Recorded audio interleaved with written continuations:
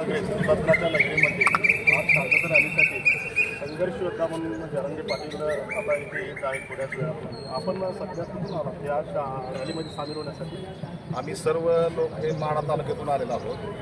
वेगवेगळ्या भागातून टिंबोली असेल, मुरगुड असेल, मालेगाव असेल, सगळ्या भागातून माढा असेल, सर्व भागातून आता सर्व मराठी बांधव सुद्धा आलेले आहेत. बाकीचेही इतर समाजाचे पण काही लोक आलेले आहेत त्या रॅलीमध्ये सामील होण्यासाठी. हो, जे आमच्यावर आहेत ते लोक आलेलीच आहेत. या रॅलीचं नेमकं धोरण काय राहणार आहे?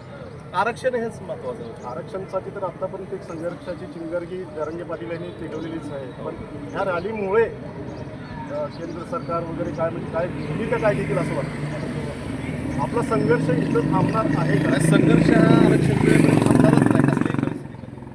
कुठल्याही परिस्थितीमध्ये संघर्ष हा थांबणारच नाही. जोपर्यंत आरक्षण मिळत नाही ओबीसी मधून तोपर्यंत ते थांबणार नाही. हे लढा चालूच राहणार. लढा चालू राहणार. ज्याची त्याला आता ह्या येणाऱ्या इलेक्शनमध्ये आम्ही जागा दाखवणार. ज्याची त्याला आपली जागा कुठे आहे जे आता निवडणूक होणार आहे हो तर त्यामध्ये प्रत्येकाची म्हणजे त्याची त्याची लायकी तिथे दाखवली जाणार. लायकी दाखवली जाणार. कुणाची काय लायकी आहे ही गरजवंत मराठ्याचा लढा आहे. त्यामुळं गरजवंत मराठा हा दाखवून देणार आहे की काय मराठा आहे का काय तुम्हाला कुठल्या जागेवर बसू शकतो आणि कुठं वर पण नेऊ शकतो खाली पण खेचू शकतो.